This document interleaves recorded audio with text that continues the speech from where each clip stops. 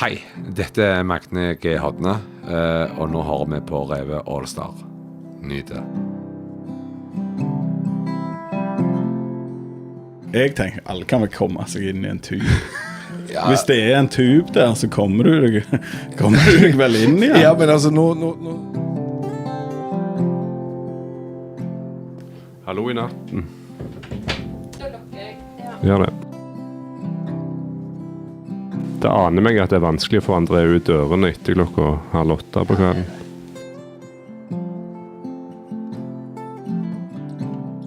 Velkommen til en ny episode av Reve All-Stars, direkte inn fra Spygerteltet på Reve.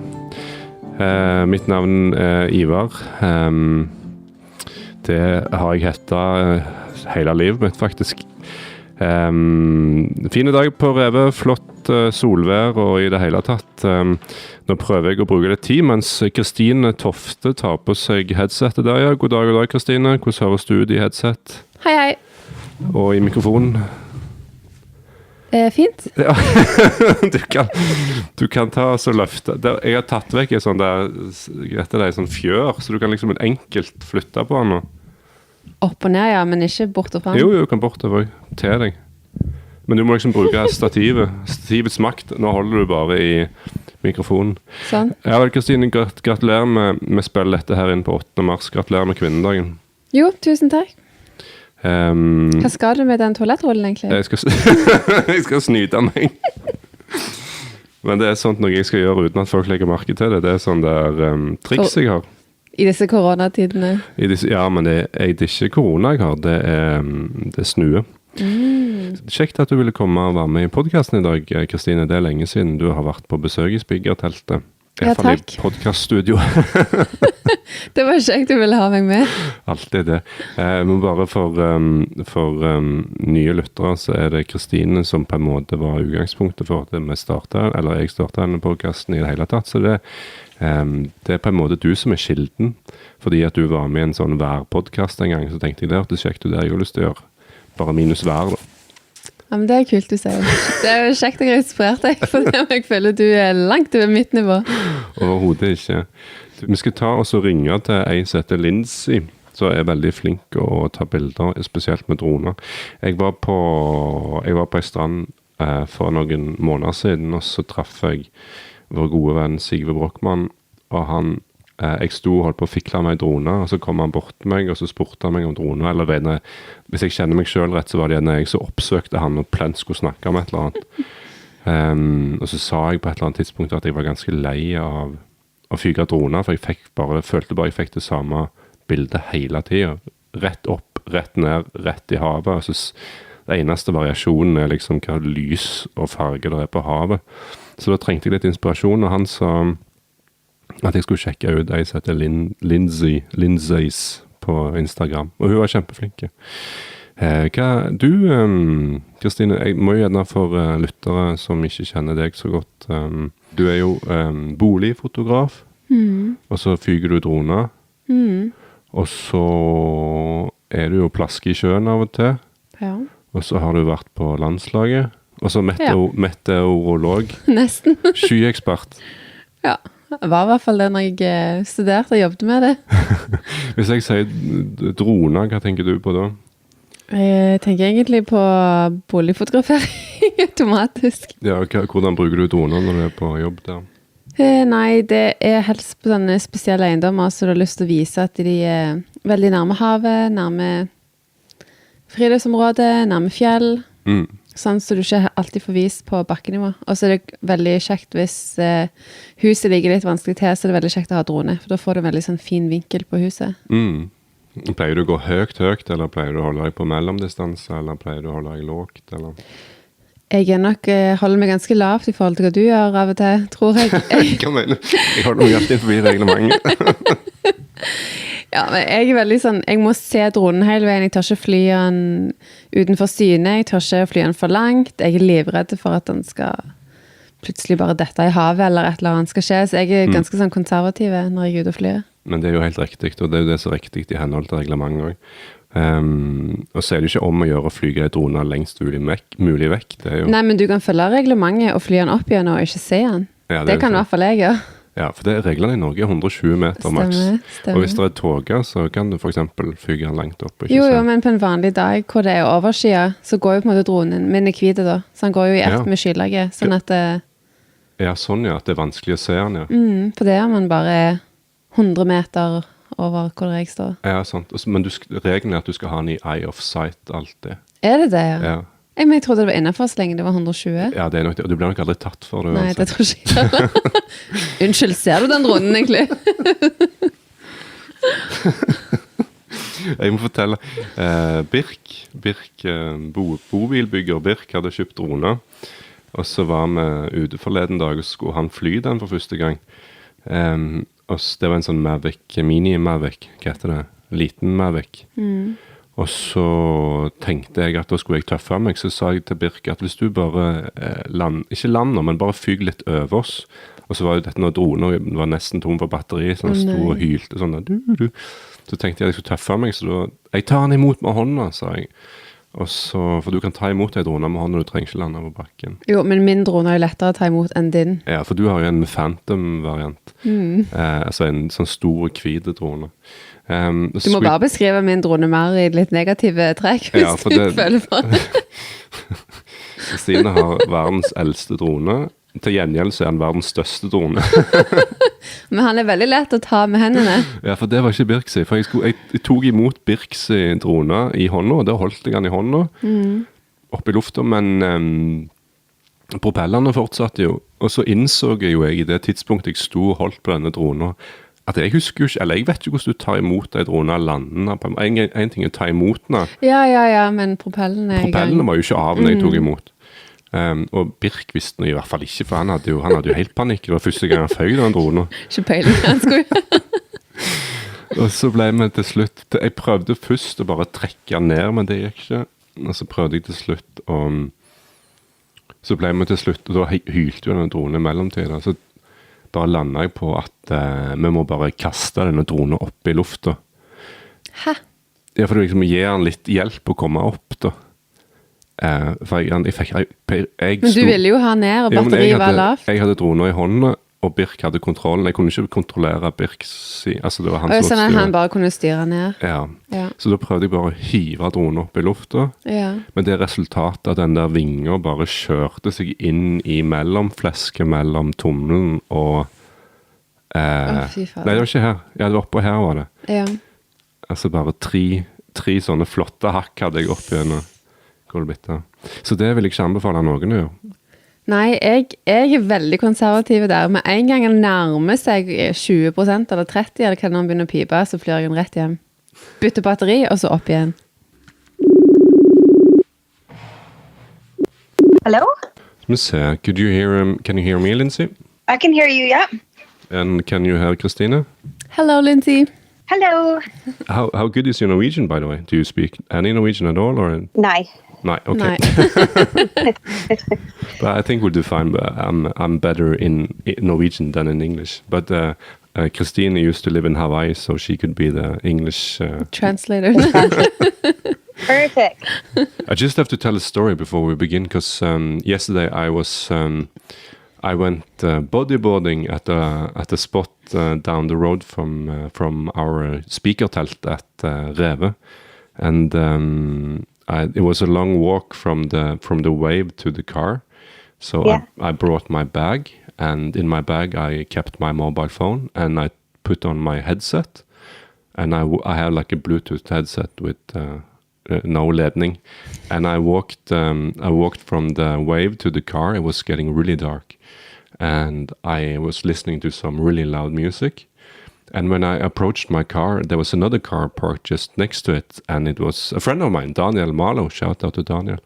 And I had to put down my mobile phone and my headset to say hello to Daniel and have a chat with Daniel. And I couldn't quite remember where I left my mobile phone. And I was standing talking with Daniel for a long time, and another guy also came, Patrick, and we was just standing there chatting for like 10 minutes or something, like you do when you meet people, I guess. And I was wearing my wetsuit, so I was really cold, and it was really dark. And I put everything inside my car, and I sat behind the wheel, behind the ratt. Hva heter det, Kristine? The driver's Driving wheel. Yeah. Yeah. Steering wheel. Yeah, there you go. This is a long story. Sorry about this. And I was, where the fuck is my mobile phone? Because I wanted to listen to music, and I was searching in my bag, and I didn't find it. But all of a sudden, my Bluetooth turned on the car, and the music started playing. So I thought, okay, then it just automatic started, and my mobile phone is probably somewhere. And I started driving my car, and it was like, it's a 10-minute drive from where we are now, 5-10 minutes, and it's a 80 kilometer zone. So I drove in like 85 kilometers an hour, and in the dark. And after I've driven like 3 or 4 minutes, all of a sudden I see something flying up from the panzer, Oh no. like with a wing or something, and I was flying off the car, and I drove 50 meters more, and the music stopped. And Shit. I was freezing cold in my wetsuit, and oh shit, that was my mobile phone. And I stopped the car, and my friends came driving past me, behind me in 80, and they were just whoosh, whoosh, whoosh. And I thought, fuck, I lost my phone and everything. And then I searched like in 5 minutes in the completely dark, and then I find my mobile phone lying in the middle of the fucking road where the cars have driven past in 80 kilometers, and it was completely fine. Oh my gosh. That's crazy. And I picked up the mobile phone, and I just took it closer to the car, and the Bluetooth. Put on the music and again. I put on the music again because I wasn't sure if it was working or not. Yeah, you got lucky. That's amazing. So I didn't fuck up my mobile phone falling from my car in 80, and my friend Birk didn't drive it over either when it was in the middle of the fucking road. That's Yeah, you got lucky there. so there you go. Your lucky day. Yeah, that's my story from my life. So just for as I told Christina a little bit earlier, I shoot a lot of drone. I mean, I shoot a lot of photography in general, and I work with photography and I work with droning. And Christine is a boligfotograf. What do you call it? Like realty? Real estate photographer. Yeah. Yeah. And but I find myself in a pickle. I feel like I'm taking the same drone shot over and over again, just lifting my drone straight up into the air and just looking straight down and taking pictures of whatever texture there is just beneath me. So I feel like I'm in a small, what kind of drought? Would that be the right word? Yeah, drought. Yeah. Yeah. So, and then my friend Brockman told me to check out you on Instagram, and you gave me some inspiration at least. You have some skills going with your drone. Thank you. But anyway, where in Norway are you, Lindsey? Currently, I'm on the west coast of Norway in Statland. I'm sure you've been here before. I haven't actually, but have you been, Christina? Yeah, a few times. Yeah. What made you move to Stad or Norway? Well, Norway, I've been living between Canada and Norway for the last 10 years. And my partner's Norwegian, so I had a good balance of Canada, Norway, and some travels in between. And I started out in Oslo, and then I moved to Hemsedal, and then slowly moved my way up here. And I definitely wasn't really happy with the location decision of my partner when he decided to buy a farm up here on the coast in the middle of nowhere.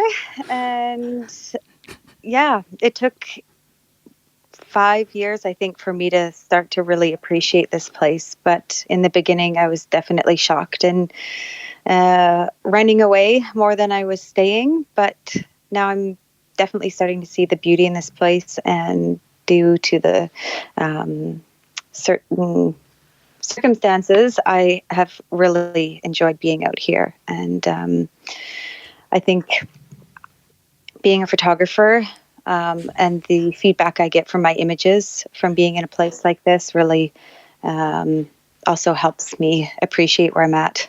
Could you tell us, like, what do you call it? Paint with words your farm location. How does it look like? And I mean, is it far from people and everything? Yeah, well, we have a few neighbors. I've never met them. I probably should knock on their doors. I've thought about it many times. Shout out to them. But we live on a farm. We have sheep and chickens. Oh, wow. Nice. We're on an oceanfront property, so it is beautiful. Holy shit. There's mountains, northern lights. We have a boat, so we often go out fishing, crabbing. It sounds really nice. Yeah, it does. when I'm saying it. I would say most guys, this is a dream location to live. For girls, it's a little more difficult. I've had to surrender coffee shops and shopping and all those luxuries you have in a city, but the nature is stunning. I am not so happy with the cold. It is pretty windy out here, so we get a lot of north wind, which is great for the surf, but a little chilly for me. And in the past, I've been escaping that with my travels. So I usually have been like, now we have Corona.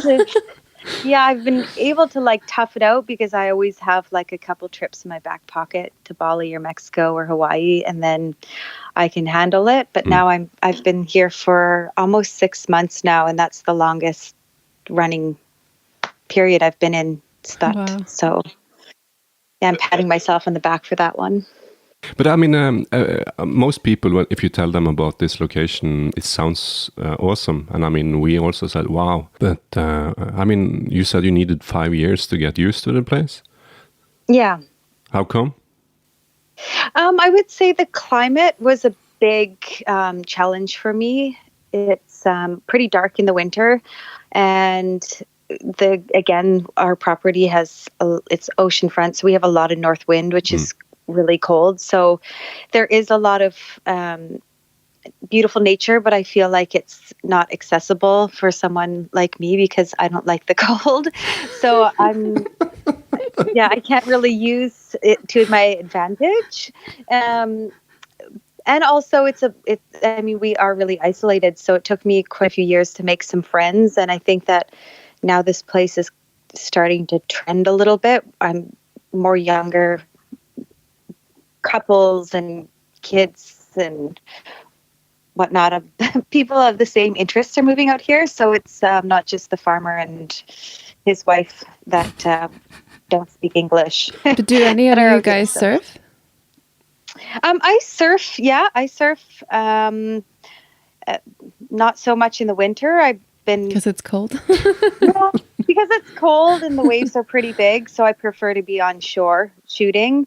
But in the spring and summer, it's like my favorite time to surf. And I also find that there's endless light in the spring and summer. So you're not so limited to go out. You can go out any kind of time of the day. So that's really good for me. Mm-hmm.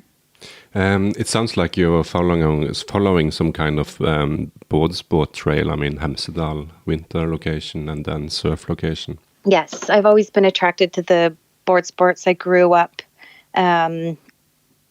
snowboarding, and I actually grew up on Vancouver Island. So I spent a lot of time in Tofino surfing and just being a part of that culture.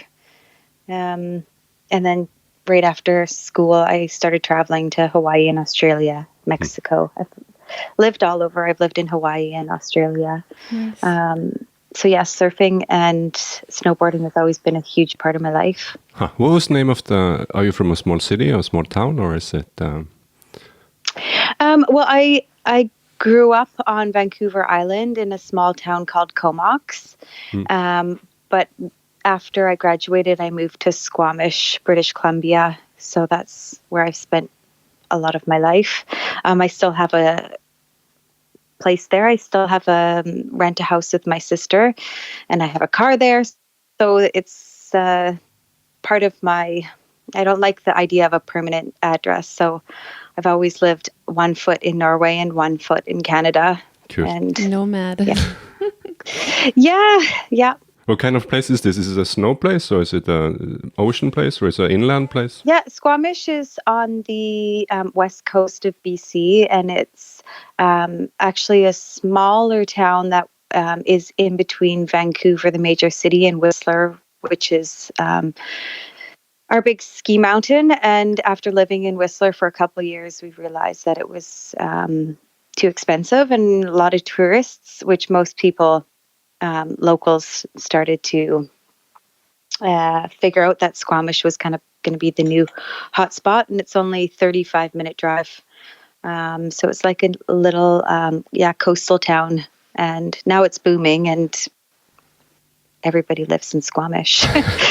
It's the new Whistler. But yeah, it's a lot of outdoor, like rock climbing and fishing, snowboarding, skateboarding, mountain biking, BMXing. Yeah, so. Have you been to Tofino, Christine? No. No. I was sailing one time the East Coast, and I sailed from Jamaica to Halifax. And, Wow.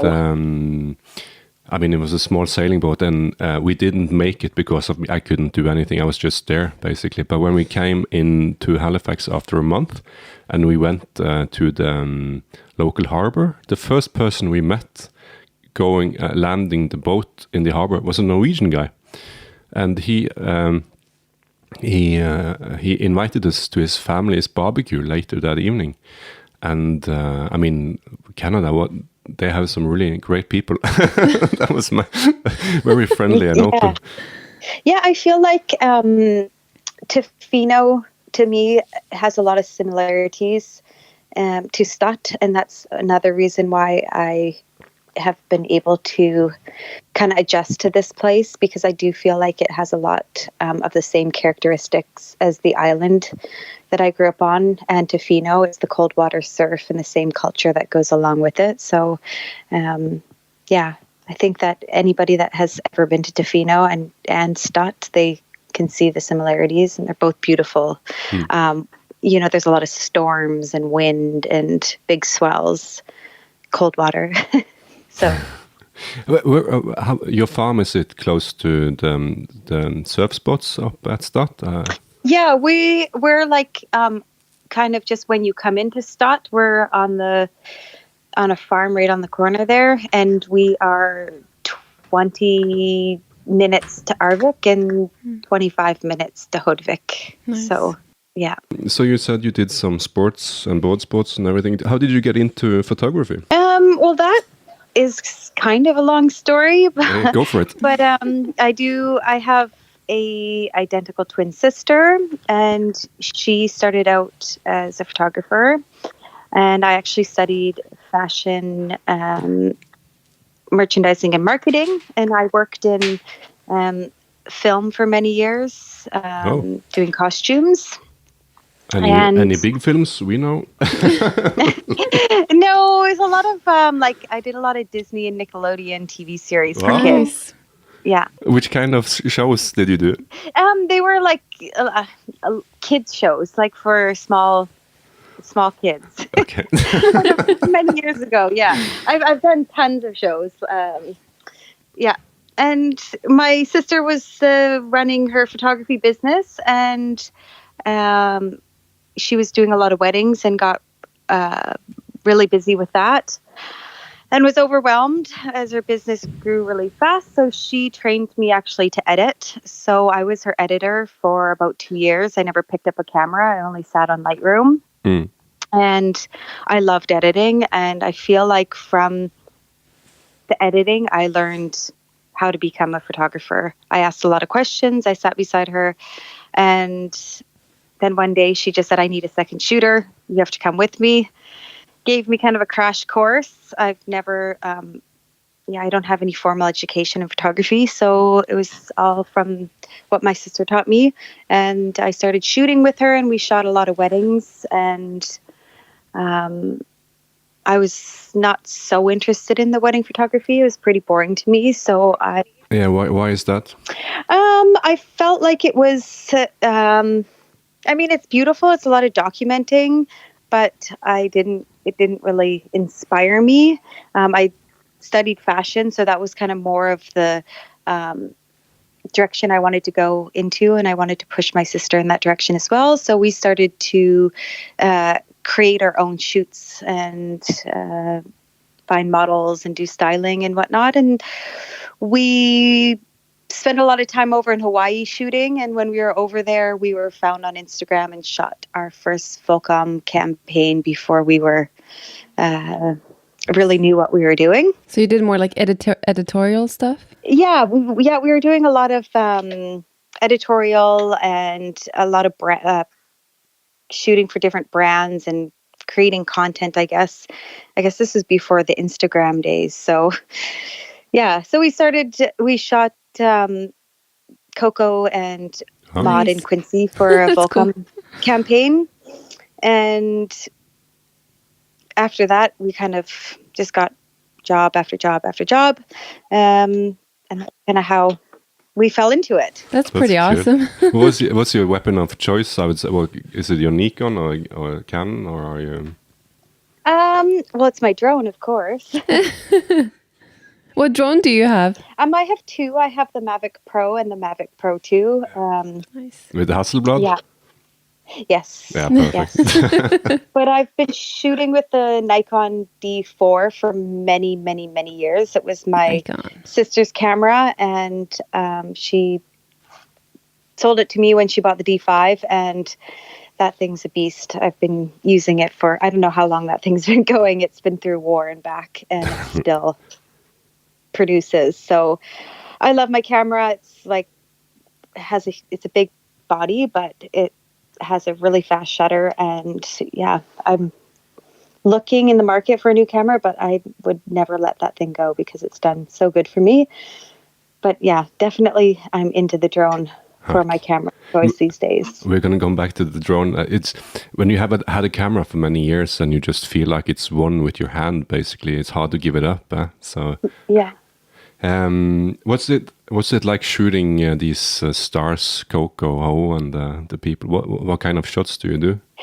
We shot a 3-day sort of lifestyle campaign. So we specialize in more of the lifestyle shooting. So we basically just went on adventures all over the island and jealous documented. Yeah, we just followed the girls around and set up different, we like to be playful with our images and not have too much predetermined. So it's more like going through a hike through the bamboo forest and going to some cliffs to jump. And, we're just documenting those moments, of course, changing their outfits into the Volcom line that needed to be sold. But, yeah, we're more just like playing with the girls and being a part of the day, opposed to setting up direct shots that we want. So it's, yeah, just I like that better too. Yeah. I mean, it's documentary photography kind of, but it's in a forced setting, I guess, with the right clothes. But apart from that, you just make them feel comfortable, and then you photograph what they're doing, basically. Yeah, exactly. And I think that me and my twin sister were able to work well with the models and have a good dialogue and have fun and be playful, and that really shows in the images. So yeah, I find it extremely fascinating that you started editing photos, not shooting. And I still love to edit. I think that editing is, I often toss up whether I like editing more than shooting. And wow. I feel like I wish I did. Yeah, I think that a lot of people say that my twin sisters struck gold when she hired you. She hired me as her editor, and I really loved it. And I think that I still do. It's like when I come home from shooting, it's the first thing I want to do is start editing. That's my favorite. When I have a good shot, I'm so excited to edit. But when I have like boring shots, I'm like, oh, I have to do some editing. But do you use Lightroom or Photoshop, or do you have another program? Yeah, I just use Lightroom. I've never used Photoshop. I don't know how to use it. I've taken a course in Photoshop, but I don't remember how to use it. I just use Lightroom. Yeah. But I would, full disclosure, you, Christine, you send your photos to Thailand for editing instead? Yeah.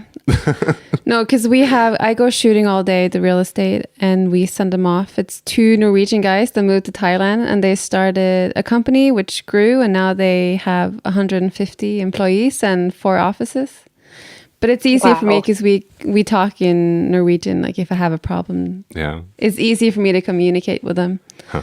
But it's when I do like my own stuff, I like to edit myself because then I have more control. But because this is such a fast pace, the turnover is really fast. I shoot during the day and they edit during the nighttime. So in the morning, I deliver. But your sister has to have had to have a lot of faith in you. I guess if you give away your shots to someone else, you have to.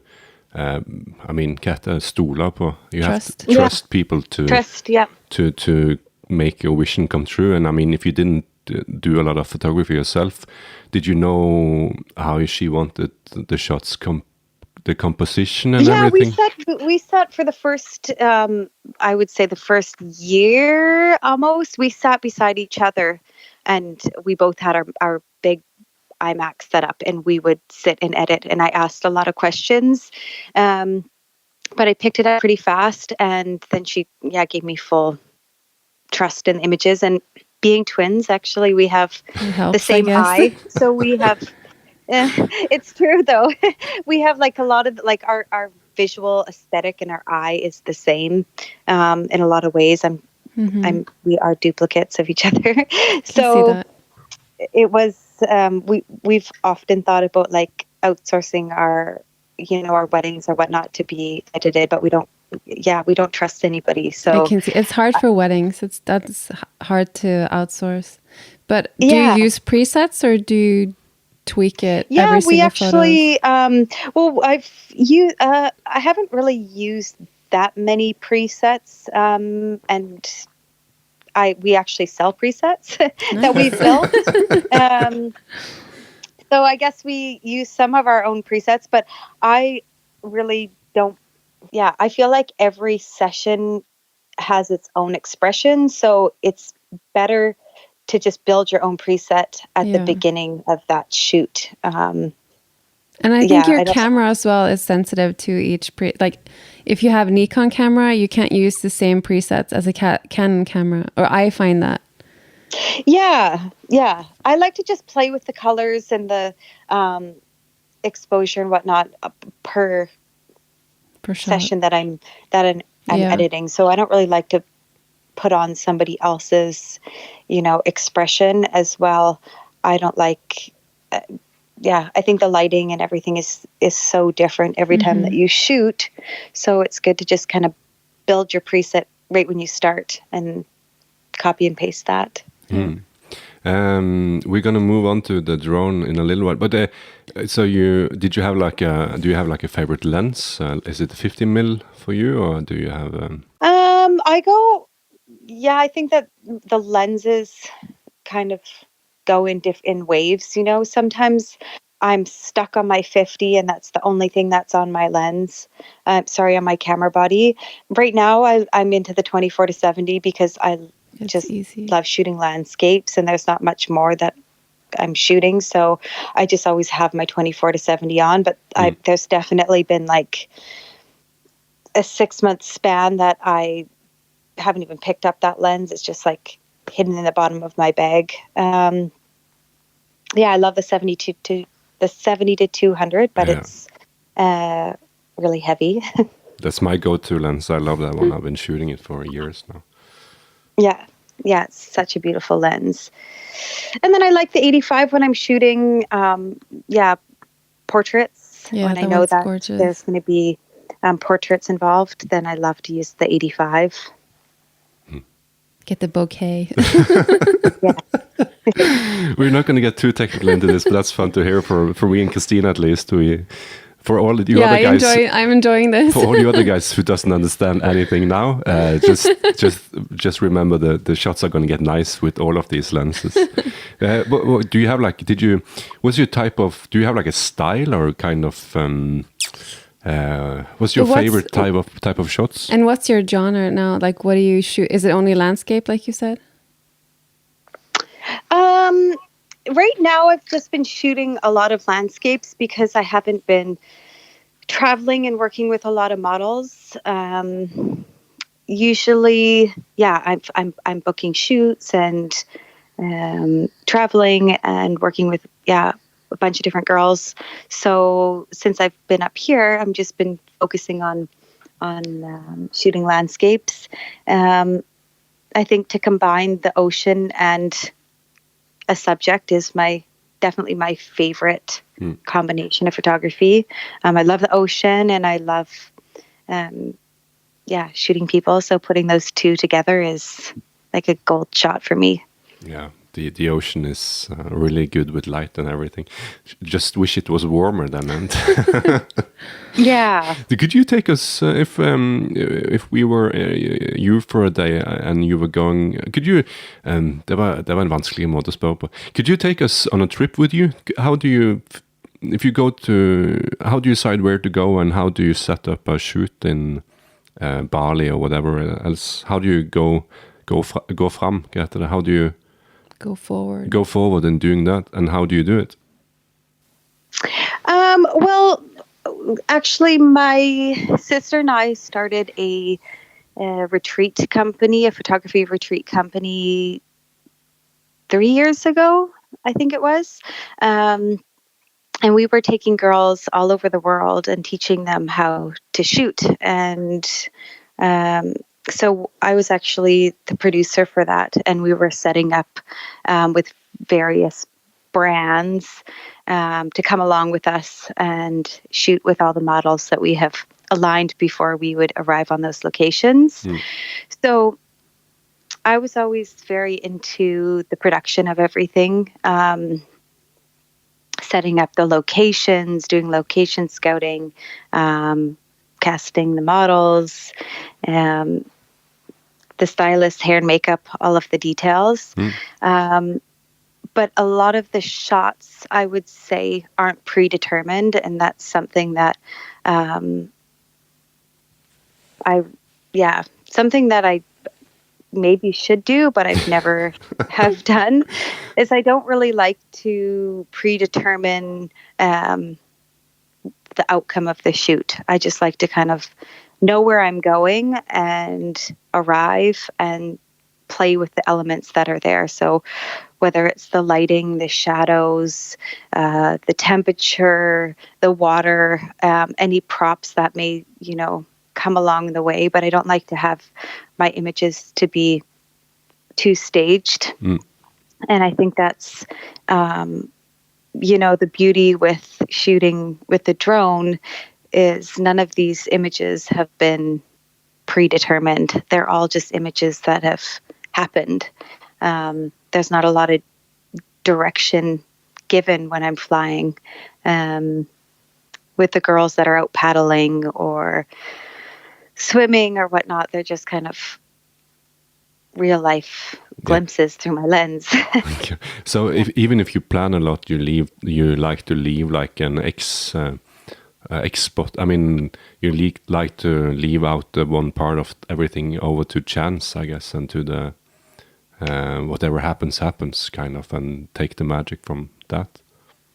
Yeah, I feel like it's a little bit of a dance with the model and the elements and your location, and you kind of play with it. And if you have too much in your mind that you want to capture, it's too forced. So I think that having the freedom to be playful and work with what you got is something that I like to do. Good. Where have you been doing these trips around the world? We've had 3 retreats in Norway, Bali, 2 in Mexico, Hawaii, Tofino, and then we were put to a halt with COVID. We had one fully booked in LA and then back to Norway, but those both got canceled. Wow. So we luckily filmed an online workshop in Mexico just before we left. And so that's been helpful that we can still teach and educate our audience. But we're waiting for the gates to open. So basically, teaching other photographers and giving them points and giving them settings to take photos in. And Yeah, we're producing, a space where women can connect and collaborate and build their portfolios, ask questions, and kind of just like bounce ideas off of each other. That's been a lot of fun. oh, so it's a women's thing. Yes. Yeah, it's surf, yoga, and photography retreat. Oh yeah. Which, it started on the West Coast here in Stott. And that was one of the things is I was living up here on the farm, and my twin sister was coming into Oslo, and we were shooting, but I never brought her up to Stott because I didn't think there was anything to do up here. So one winter when she came, I said, okay, you have to come see my farm, I guess. And she came up here and she was just blown away. She was hanging out the car window with her camera, and I had to hold her back. And we were in Hodvik and we were climbing up the side of the mountain, and she just said, like, holy shit, we have to show this place to other photographers. This is just crazy. And I was like, really? You think so? You like it? Yes, it's amazing. So just a few months later, we had our first retreat, and we did 9 after that. It was just kind of like back to back. They became really popular, and we were working with Billabong and Roxy and Aquatech and actually Canon and so many different brands were a part of this. What kind of photography is it? Is it more models or surf? And yeah, we always have a bunch of models. Like we always hire 4 or 5 models to come along with us, and but we're teaching. We had Aquatech sponsor, so we did some Waterhouse stuff, but we would bring on. We're jealous. Would bring on, different photographers. So we brought on Kate Mears and Amber Mozo and, the girls in the industry to help teach with that, and Serena Litton. And it was definitely surf focused, but lifestyle, the lifestyle that goes along with it. So, that surf is not just, someone standing on a board. It's the whole lifestyle that comes in many forms. So sounds amazing. Yeah, it is. Happy Women's Day, by the way. Thank you. We are recording this on 8th of March. We won't release it today, but congratulations. Why is it? Is it all female course, or is it? Why is it only for girls? Yeah. We've had that question a lot from many guys. When can I join? now you have it from Christina. No, we just wanted it to be, a space where girls felt comfortable and they could create together. And a lot of the places that we would rent were shared accommodation, and it was just a female empowering space. And we thought about bringing on, guys, but we stopped the retreats for now. But maybe in the future we will. Like, we've definitely talked about it, but it just seemed like we kept with the girl vibe, and that we'd sell out with every retreat with all girls, so we didn't have to really worry about bringing on guys. And I think that it's the industry can be male dominant, so it's good to give girls confidence and let them know their value. We approve of this, don't we, Christina? That's good. Yeah. Did you, by the way, do you have like any inspirations or any photographers you look up to? Well, I've always looked up to my sister, of course. She's been like the leading lens for me. I love Serena Litton's work, and let me think. Amber Mozo, I love her work. I love Morgan Masson, I think it is, and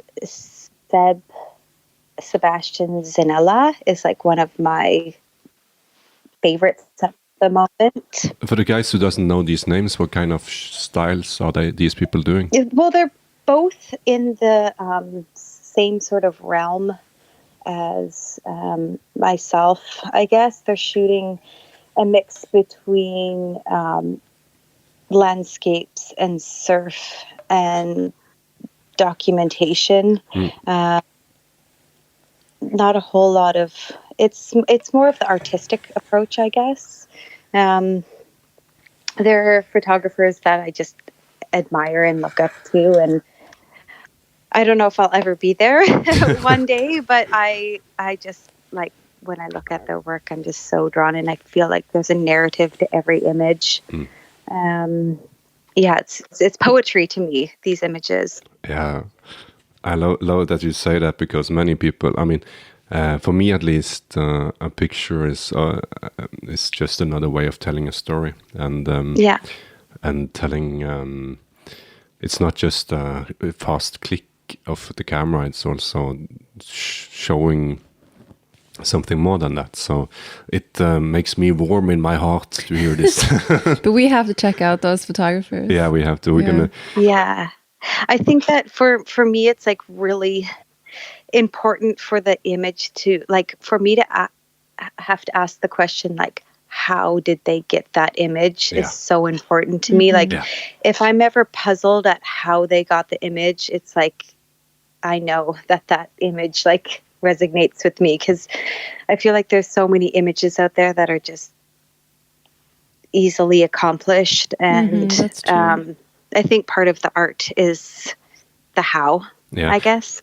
For me, anyways. It's funny you say that, because I said that to a friend of mine just a few weeks back. He asked me what kind of shots I liked, and I mean, simplicity has there's many good examples of simplicity, but if I see an image and I start scratching my head thinking, how the fuck did I do that? And it's also a good image, it's often what inspires me. So cool to hear. But I feel for me and what I shoot, it's all about the light. Lighting is everything. Like, you have to take the photo at the right time of the day. Definitely. Are you big into light? Yeah. I know. No, I definitely, like, I have a lot of friends who are really big into light, and I of course am, like, also really into light. But I feel like I've been, when I'm especially living up in Stott, we have a lot of beautiful light, but we also have a lot of limited light. So playing with that and challenging myself to work with the limitation of, limited light has just been something fun for me. So talking about light, do you ever shoot like with the flash or with a, what's it called? No, Speed lights no, I have a flash for weddings, and I have some Elinchrom lights that I bought a few years ago, but I haven't really had to use them. I've used them, I've experimented with them, and I've used them in some headshots, and I brought them down to Mexico when I shot a campaign for Beck Bach with my sister, but they pretty much sit with dust. That's the same with me. I always have one with me, but I never use it. I like natural light. Yeah. I prefer the shadows and everything. Definitely. Yeah.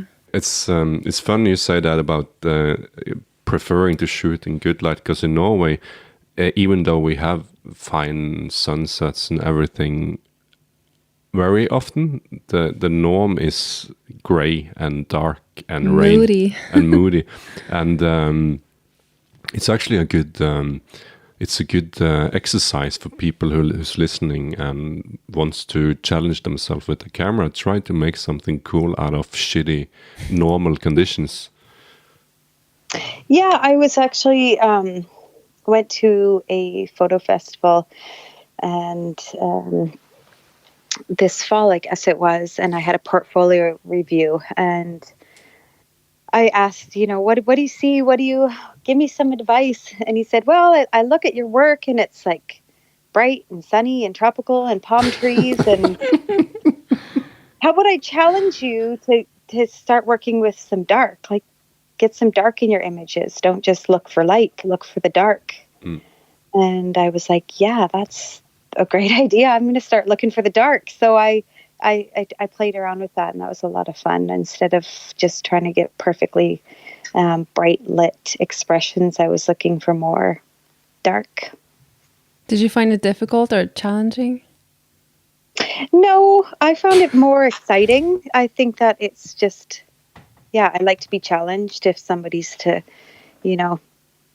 That's good. see my work and say, okay, I like it, but I can see that you're missing this, then to me, it was like, oh, yay, now I have something to work on. And yeah.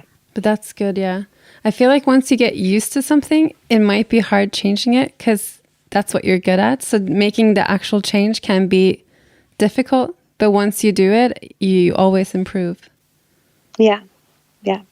Another trick a photographer friend told me one time is if you want to challenge yourself, go in your bag and take the lens objective you use the least, and preferably fast objective, hva heter det på engelsk? Prime objective. And just stick it on and leave it on for 2 weeks. And everything you shoot during those 2 weeks has to be with that lens. And it forces you to think in new perspectives and think and explore new possibilities and everything. So, yeah, work with the dark and use the lens you never use. That's yeah. Challenge yourself. Lindsey, how did you get into drone flying? Well, it wasn't planned. For my birthday in 2018, so 3 years ago almost, my partner gave me a drone, and it wasn't on my wish list. I didn't really know what a drone was. That's and funny. When I got the drone, I was kind of scared to fly, and I think Same. he got it more for himself. But, Classic. yeah, definitely interested in giving it a go. And the first time that I flew, we were actually out on the boat, and On a boat. Fuck. And I'm then going to landing teach it. you. Yeah, I'm going to teach you how to fly. And I'm like, okay. And he handed me the controller, and off I went. And I was so scared. And from there, when we were bringing the drone down, he's like, and the only way you can land this thing is by catching it with your hand. And I think Holy moly. 99.9% of my flights have been catching it with my hand. I think that's like my instinct now. I don't really know any other way. And I think learning the hard way was the best way for me, because I became quite confident after that. But it definitely cool. took me, I would say, a good year to become comfortable flying. I was always really nervous in the beginning, and usually had somebody standing beside me spotting, and where did it go? Did you see it? Like panicking quite a bit, and never really letting it leave my visual line of sight. And yeah, it took a long time. And now I feel like flying is so easy and so natural for me. I can do it. Sometimes I'm sitting at my desk and just like open up my window and send it for a flight, and feet are up on the desk, coffee in hand, flying, checking my emails. That's cool. No, not that irresponsible, but it's easy for me now. I think most people, the first couple of times, they're really afraid of losing control. And my experience is it's just like playing PlayStation or something. Yeah, it is, the controller. And the controller and the drone is so steady. I mean, you can fuck it up, of course, but it's more difficult to fuck it up than you believe in the first place. I have to say, Lindsey, before we called you, I told I've been flying drone for work like for 4 or 5 years now, and I even have I'm one of the few Norwegians who have the driver's license for a drone. You don't have to have it but my company paid for it, so I just did it. But Is that RO2 or RO3? No, it's not. Or? It's a license, so that you do it like your car license. You also can do a drone license, but for now it's not. It's not. You don't need to have it, but they just wanted me to have it. But anyway, I've been flying for almost 5 years now, and I still haven't picked down my drone with my hand. Same here. I've never done it. And I just told I told Christina. Last week I did it for the first time. With a friend of mine, and I got all of the wings into my hand. No. Oh no. It didn't go too well. No, it's like I feel like I'm way more scared to land it on the ground than I am in my hand. It's just like it's almost like a natural reflex for me now. Just hand up and it lands in my hand. But I think that with the new drone, like the Mavic Pro 2 that I have, that thing has so many sensors on it. It's crazy. You can't really it's true. crash it. But also, it's worth mentioning, if you have a drone and it falls down on someone, no matter why it falls down, it will always be the chauffeur of the drone's fault. So there's a lots of reasons of being worried about having a drone up in the air, because it's always your fault if you fuck up something, even though if your neighbor comes with a gun and shoot down the drone and the drone hits a dog falling down, it would still be the drone pilot's fault. So I mean, treat it with respect and everything. So you got the drone from your is it husband or no?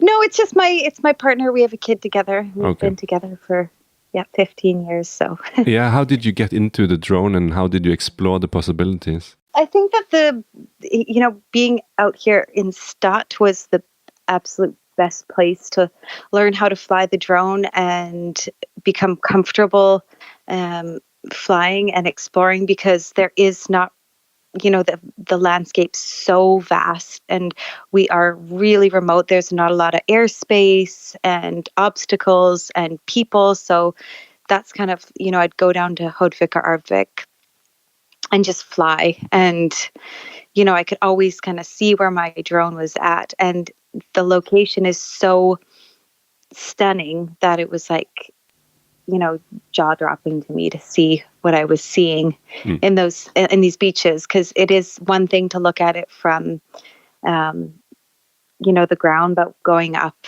and looking down on the waves and the water and the color of the water and the sandbanks is just like really something new, and that kind of like lit the fire inside of me to want to keep exploring. As well, I think that I've always had a really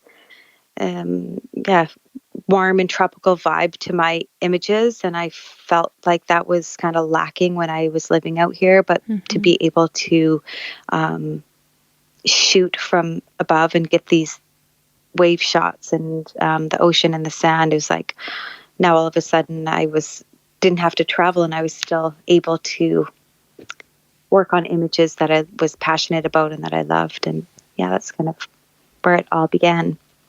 What's your go-to moves with the drone? Do you prefer going high and looking down, or do you go low? Yeah, I always like to, I like to explore, definitely.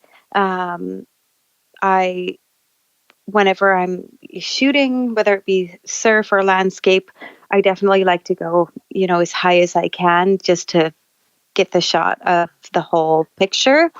And in the beginning, I wasn't flying too low to my subjects, but now I'm so confident with my controller and my flying that I've definitely been pretty close to some of the surfers. How close? Could they pick it down with I the don't hand? know. I've been told that. No, I would say like a meter or 2 meters above the subject. That's pretty close. Probably. Yeah, I would say like a meter. I've been told like, well, your drone is so low, it's like catching all the spray on the wave. But I'm like, I'm confident. So But do you I've never tell crashed the person that you're gonna fly the drone pretty close, or do you just do it? No, I mean, I've been flying. Like I usually only take my drone out when it's big swell, and I think that everybody out here, a lot of the locals, and maybe not the locals, they know that I'm out there flying, and they know who I am, and they're waving to me, and they're, right away after, like, oh, did you get any shots? And people are, happy if they're like, I'm flying above them, they want got it. Want to get the shots. In the beginning I was like, oh, I don't know, and I kind of know who's out there. I don't ever fly over people I don't know. I usually know who's in the lineup. Actually, always know who's in the lineup. I'll be like, okay, so that person's out. I know which way they're going to turn. I know which, I know who's going to catch the waves, and I just hover my drone right over them. Just out of curiosity, do you give your photos away, or do you charge, or do you say no? No, yes and no. I sell actually a lot of my prints. Nice. So that's been like a good revenue for me, especially during this time of COVID. But if I'm shooting like a surfer and they ask me for the shot, then I'll usually give it to them. If it's like an artistic shot of the whole session of like all the surfers, then I usually sell them the print. But yeah, it depends on who the person is, if they're nice. I think that's a good way of doing it, and especially now during like the Corona times, it's a perfect way to have some revenue or income. No, that's good. I mean, having not relationships, but knowing the people you're shooting. I mean, if it's a tight community and everything up there, it should be okay. But I mean, make yourself known and.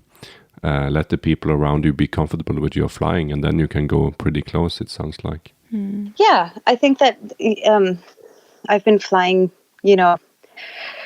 for 3 years now over like in Arvik, and again, it's like the same when we have swell, it's always the same people out there. So I know their wetsuits, I know their boards, I know their leashes, and I just make sure that I like stay over those people. And then often I'll have, visitors that have come into town like, oh, I saw you out there with a drone. Did you get a shot? Like, no, sorry, I wasn't flying over you. Like, I don't know who you are, but next time for sure, I'll make sure. But is it that like if there's a swell and you are around, you will go out to the beach and do some shots? Yeah, that's usually how it is. I mean, that's kind of like the whole vibe out here in Stad is, when there's swell, it's kind of drop everything and head to the beach. How does it work with the new Mavic? Can it handle some rain, or is it a small amount? Yeah, I don't often fly in the rain. Because I feel like here in Norway, you often have waves and rain. Yeah, not so. Like we haven't. If it's raining, then I don't fly the drone, because for me if it starts to rain, it can definitely handle a little bit of rain. But for me, it's more like the rain on the lens. You can't, there's no way to wipe that lens. Yeah, in the air. Yeah. But there's obvious problems with the drone. I mean, rain is not good, and wind is also a problem if you get to the winds are too. I mean, the drone can take a lot of wind, but is it same with the Phantom? It's like 10 meters per second. Yeah, it's 10, preferably not higher. But I mean, you can have a offshore wind, and you go flying out, and then you realize the drone can't come back, and you have to. Yeah, there's a lot of. I've never done that. I'm too scared to do anything the trick like is that. Going. Yeah, it usually has some pretty good warnings beforehand to let you know. But yeah, I don't take any risks. Same in here. that department. Same. Never take risks. If there's too windy, you should always go low. The drone is too expensive. Yeah. Actually, Lindsey, I've had a problem recently. I mean, a friend of mine, Björn, shout out to Björn from Egersund, his drone was attacked by an eagle 2 years ago. While he was filming. Yeah, so cool we have shot. There's a shot video of the eagle taking the drone down. And it falling down. And It crashed? Did it crash? Yeah, it was a completely new Mavic 2. Oh my gosh! And it was fucked up. So, but anyway, there's a increasingly large predator bird population around these parts. So often when I'm flying, Same here during this time, springtime. Yeah, there comes a lot of eagles and stuff circling the drone. Oh, I don't have a lot of eagles, but you have a lot of birds that are nesting at this time. Yeah, that's also and they a problem. get really aggressive when you fly the drone in a neighborhood. Have you had some near bird Near experience? No, yeah, I've definitely had birds like trip out when they see the drone and kind of start to chase it. So yeah, I just get out of there. Like I don't want to be messing around with that, and I don't want to disturb the birds, and I also don't want to lose my drone. So I'm usually just like, I see birds and I run, or I guess fly. What's the priority? Is it number one taking care of the birds, or is it number one taking care of the drone? Yeah, I would say it's about 50-50. Yeah. Have you had any other near-death experiences with the drone? I mean, death of the drone experiences? No, I've been pretty lucky. I would say the only kind of odd experience, actually I have two odd experiences. One time I was in Bali and I was pretty close to the airport, and all of a sudden my drone just kind of started flying in its own direction, and I was scary. like, what the hell, like I'm not doing this isn't me. And that was when I was, I guess only had been flying for just over a year, so I wasn't that comfortable and confident. And I guess because I was so close to the airport, they can kind of take control of but your how drone. that has to be challenging. Like wherever you go, you kind of have to know a little bit about the rules when it comes to flying a drone. Yeah, definitely. When I've been flying, I've been to Mexico a few times, and Hawaii and Bali, and I always like do so much research on, flying in these foreign countries beforehand, and I'm really nervous bringing my drone, even through inspection, through the through customs. But I usually just like reach out to other drone photographers in the area and ask them questions, and it's always been like all good. Yeah, you're in Bali, anything goes, Just pay. and same with Mexico. I was like pretty stressed. I hear all this like, oh, you can't fly, and I'm reading all these reviews on the websites, and then I found some established drone photographers out there, and they're like, oh, come on, fly. There's like endless like things to capture, and you're in Mexico, anything goes. So I feel like I'm respectful, and I make sure that I'm not like invading anyone's privacy and keeping the flying to like a minimum. But I definitely like to travel and use the drone to my advantage, but be respectful for sure. Yeah. I had an experience not that many months ago. I was before COVID, so just over a year ago. I was shooting byggefelt. Building site? Yeah, building construction site. A site with many houses, finished houses on them, and it was in Skien. I mean, Eastern Norway. And I was using the Mavic 2 as well, and I was trying to launch the drone, but I was just I just launched it 5 meters into the air, and I kept having stopped, and it stopped and stopped. I couldn't get it into the air, and I couldn't. I didn't realize what was the problem, and then I moved away, and I tried flying in, but it kept hitting like an invisible wall. And then I went much farther away and then flew in. Anyway, it turned out I was flying just next to the Skien fengsel, the prison. So they have made in the software of the drones, they have put in regulations for the local prisons as well. So, but whenever I fly close to a prison, I always fly close to a prison, I send an email. No, because I fly my drone in a lot of areas. Are you the a lot of official different areas. Do you send a lot of? You just send an email, and they and then you specify. I'm going to be there between 2 and 3, and they say, okay, that's fine, but no shots towards the prison. Always like the opposite side. Dear prison manager, I have some gifts for the prisoners. What you do. That's what you do. Well, I didn't know, but anyway, read up on the rules. We should. We are not going to keep you forever, Lindsey.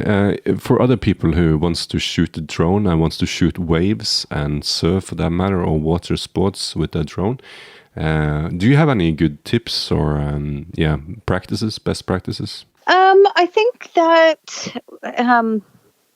for me, it's been understanding the ocean and the waves and the sets and the swells and all of that has been a really big advantage. I'm not by any means like a good surfer, but I do understand surf.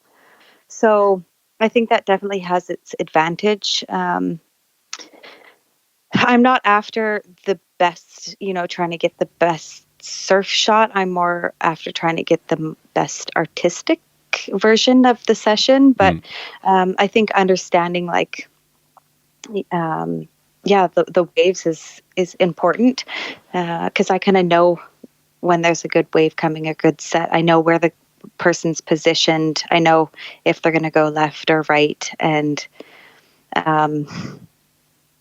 so having an understanding of the ocean is important. And I also think just exploring your angles. Like I love to shoot, a little bit down and to my camera pointed to the left, I guess. That's kind of like the angle that I always sit at. I have like my go-to angle, but also just play around with, just don't get stuck on your one angle. Like whenever if there's like a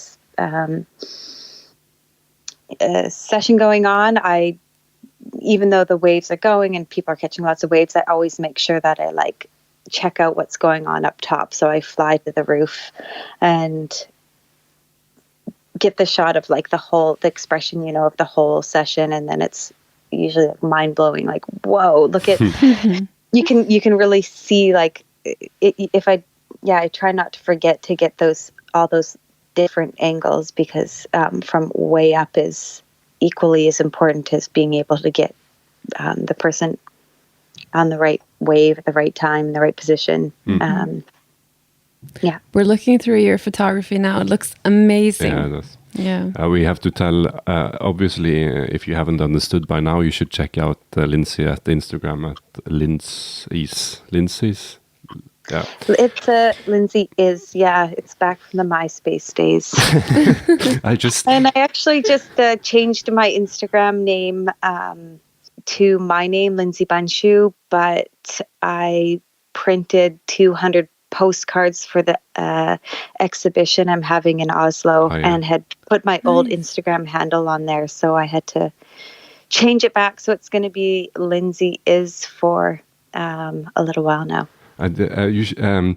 Speaking of MySpace, I was out bodyboarding in another spot in Jæren the other day, and when I went up to my car, there was a sign, like a stop sign, and on the back side of the stop sign there was a sticker for the band Purified in Blood, and shout out to Hallgeir and Tommy and the guys, and it was myspace.com/Purified in Blood. So it's been hanging there for 20 years probably. Just two quick words on your exhibition. What's going on? Your exhibition in 2 minutes. What is it? Yeah, my exhibition is in Oslo, and it's called From a Distance. And these are a collection of images that I shot with my drone, where I used the distance to my advantage. None of the shots were predetermined or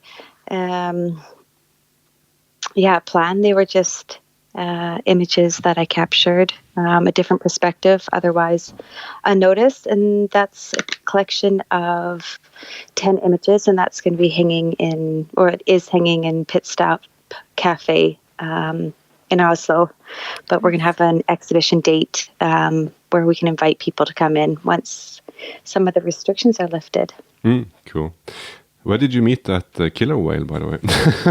That was actually on the Sunshine Coast, just off of Vancouver Island in British Columbia. And that was actually a learning experience for me because we were on my friend's boat and we were having dinner, and all of a sudden we just see like, oh, there's a pod of whales. Amazing. Like, oh my gosh, panicking. Where's my drone? And I had 6 minutes left on my battery, which is kind of crazy when the sirens start to go. And I just like ripped out there. Luckily, I got that shot. But I think from then on out, I have always have like my batteries charged and stocked. That was just like a total rookie move, but that has definitely been my number one seller. I've sold so many of them. So on this shot, you are shooting it down, but then a little bit to the left, like you said. Yeah, so it's just to explain the shot. There's a killer whale blowing water out of the nose or whatever it is, and it's surfacing. Yeah, sorry. Yeah, and that was that. Like, I mean, with all of my drone images, these are unstaged. They're just, You didn't stage the killer whale. Well, please do this. I did not stage that, and I wasn't like out scouting for whales and sitting on a boat for hours. It was just like, I was Pure at the luck. right place at the right time, and I think that's the fun part about shooting the drone is like you never really know what you're going to get. You just have to like go up and see what's out there. Kult. Let that be the words of wisdom to finish the evening off with. Always bring your drone. Yeah, and see what happens. Let's see what happens. Except if it's raining. How many berries do you bring, by the way? Just a quick question. 4. I have 6. I have 2. No, I have 3. Keep more than 2. But can I ask you a question? Oi. Yeah. What time of day is like your favorite time to shoot here in Norway, or I guess anywhere, but both locations? Yeah, I guess I don't really have a favorite time. I feel like with sunset's always really nice, but with shooting the drone, the light doesn't have to be like optimal. Mm-hmm. It can be because you're kind of like shooting down.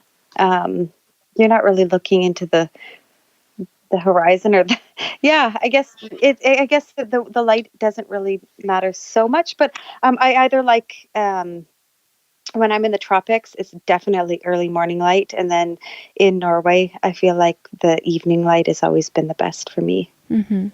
So that's the second words of wisdom to live by. Evening light. Veldig bra. And thank you for chatting to us. If you ever come to Jæren, let us know. Yeah, you have to let us know. And we show you Oh around. yeah, it's definitely on my bucket list. I have like a bunch of Norwegian locations now that I'm like having on my bucket list since I can't go anywhere else. Yeah, but So if I'm you like okay. hiking, at least we have Skjærag and the Pulpit Rock, Lysefjorden. Yeah. and then we have this entire coastline of Jæren. Yeah, I would love to go. I've seen so many beautiful. We got you all covered if you feel like. Amazing. Perfect. Thank you. Okay, thank you, Lindsey. Have a nice... Okay, have a Yeah, great good night. talking to you. Good night. Okay. Ha det. Ha det. Lindsey, det var koselig. Ja, hun var jo fantastiske. Veldig kjekt å snakke med folk som kan ting veldig godt. Og Ja, klarer men å hun var snakke så om det. flink å snakke og forklare, og nei, jeg synes hun hørtes bare, jeg skal bare gå og stake hun, jeg nå. Og det anbefaler vi alle andre å gjøre. Skal vi ta kvelden da, Kristine? Ja. Takk for laget. Takk for laget. Tjo og hei. Oi. Oi.